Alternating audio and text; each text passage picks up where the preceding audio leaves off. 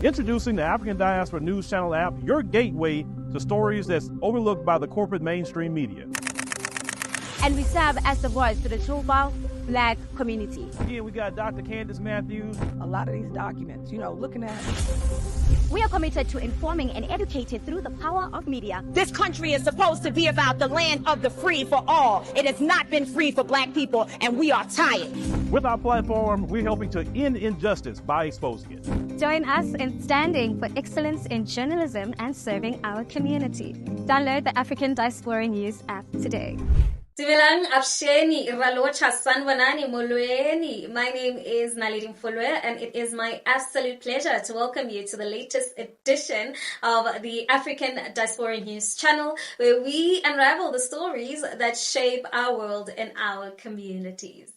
Zimbabwe and Namibia have actually announced plans to kill hundreds of wild elephants and other animals to address severe food shortages due to a drought. Now, this controversial decision has actually sparked heated discussions about the conservation ethics, animal rights, and the urgent need for food security. Now, in Zimbabwe, wildlife authorities have actually stated that they will allow the killing of 200 elephants with plans to distribute their meat to communities in dire need. Now, meanwhile, Namibia is already in the process of slaughtering over 700 wild animals, including 83 elephants. Now, Tinashe Farao, who is the spokesperson for the Zimbabwean National Parks and Wildlife Management Authority, has actually indicated that permits for hunting will be issued soon with the aim of addressing the unsustainable elephant population in regions like the Hangwa National Park.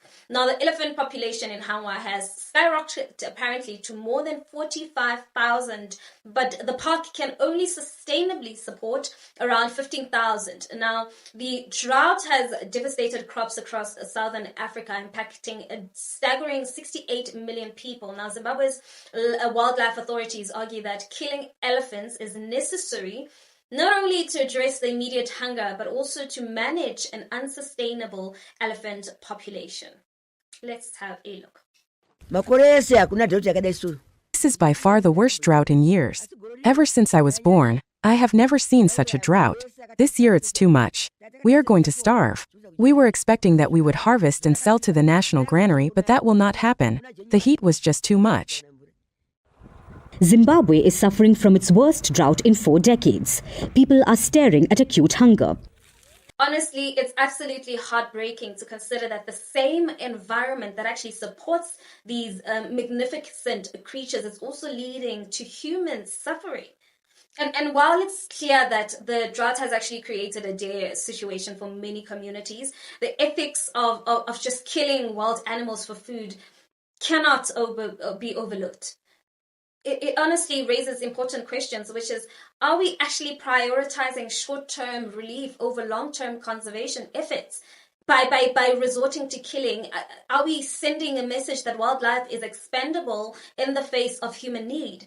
And while, yes, I do understand the desperation caused by the drought, but killing elephants feels like a short-term solution to a complex problem. We need to focus on sustainable alternatives like actually improving agricultural practices and finding ways to coexist with wildlife. Now, it is tragic, but I guess it's an understandable dilemma.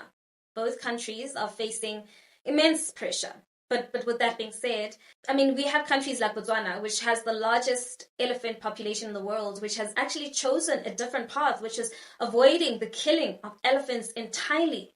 I mean, Botswana appears to be focusing on coexistence strategies that may actually offer more sustainable solutions in the long run. And then now this also just raises further questions, which is, why are neighboring countries opting for such drastic measures then, while others are actually finding ways to coexist? Now, ultimately, the crisis facing Zimbabwe and Namibia is a call for action to the international community. Instead of resorting to killing, there are alternative approaches that could be explored, such as enhancing agricultural productivity and actually developing sustainable food systems and improving water resource management. Now, as we continue to watch these developments unfold, Let us hope for solutions that address both the immediate needs for communities and the long-term health of our planet's wildlife. Now, we want to hear from you. What is your opinion in regards to this? Let's engage in the comments section, shall we? And while you're at it, please don't forget to give this video a thumbs up. That's it from me. Till we meet again, it is